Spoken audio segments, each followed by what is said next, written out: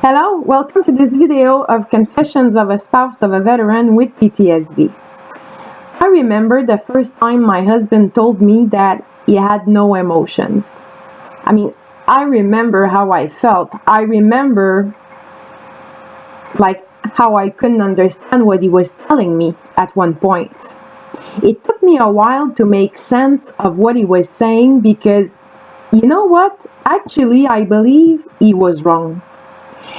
Of course, now I understand the result of his 20 years in the Canadian Forces, because in order for him to do the job he had to do, he really had to learn how to completely cut himself from any emotions regarding, empathy or, just being affected by what he was seeing in the environment he was working in.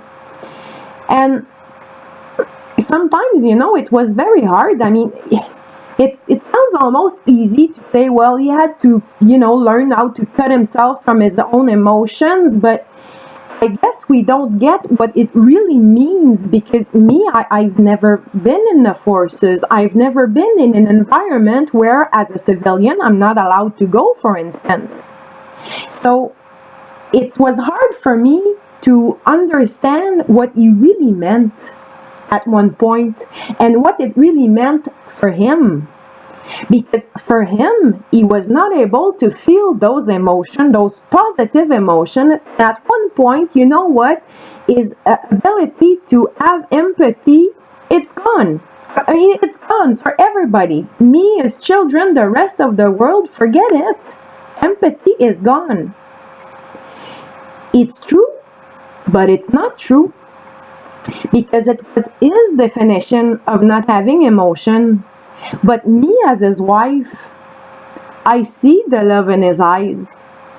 I see the tenderness of his gestures.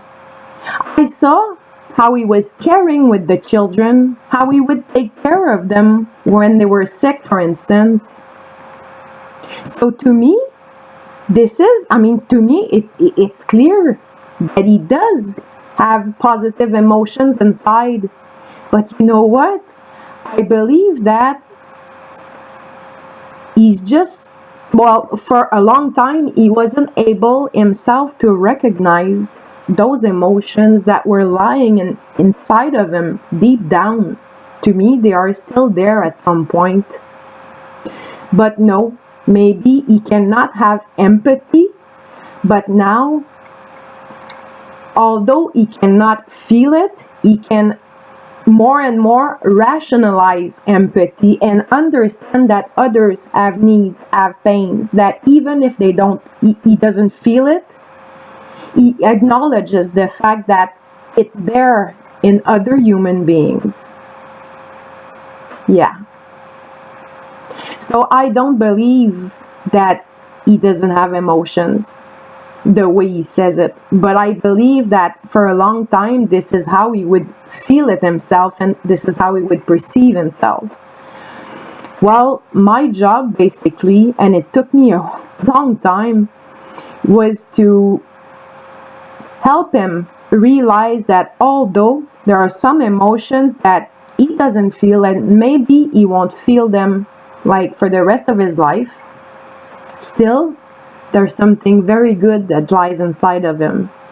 And I see it, every day in his eyes. That was my confession of the day. Have a good day. Bye-bye.